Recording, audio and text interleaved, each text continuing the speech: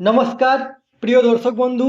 ভারতের ভোটারদের জন্য একটি বড় ঘোষণা করলো ভারতের নির্বাচন কমিশন। এই যে ঘোষণা, সেটি হলো যে একজন নতুন ভোটার বা একজন বিদ্যমান ভোটারের যদি কোনো পরিবর্তন করার থাকে, সেই যে সেই এপিক কার্ড 15 দিনের মধ্যে দেওয়া হবে, সেটাও আবার বাই পোস্টের মাধ্যমে। দেখুন এই নিয়ে কি বিজ্ঞপ্তিতে আছে। তার আগে আপনারা অবশ্যই আমার চ্যানেলটি সাবস্ক্রাইব করবেন এবং সবার আগে ভিডিও নোটিফিকেশান পাওয়ার জন্য সামনের যে বেল আইকন আছে সেখানে প্রেস করে নোটিফিকেশান অন করে রাখবেন এবং ভিডিওর শেষে লাইক কমেন্ট শেয়ার করবেন। ভারতীয় নির্বাচন কমিশন ভোটারদের দ্রুত সচিত্র পরিচয়পত্র প্রদান করবে।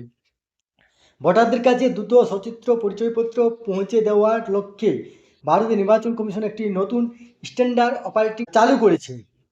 ভোটার তালিকায় নতুন নাম নথিভুক্তিকরণ বা বিদ্যমান ভোটারের বিবরণে কোনো পরিবর্তন হলে 15 দিনের মধ্যে ভোটারদের আপডেটেড সচিত্র পরিচয়পত্র প্রদান করা হবে।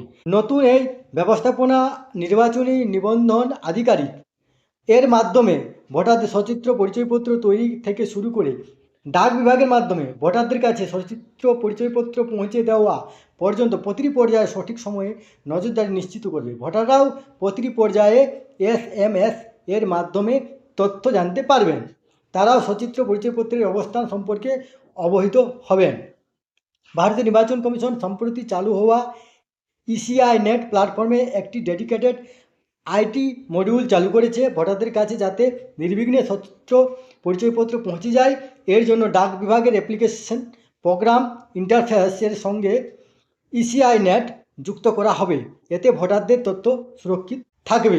এই তথ্যটি আপনাদের সাথে শেয়ার করলাম। সুস্থ থাকবেন, ভালো থাকবেন, ধন্যবাদ।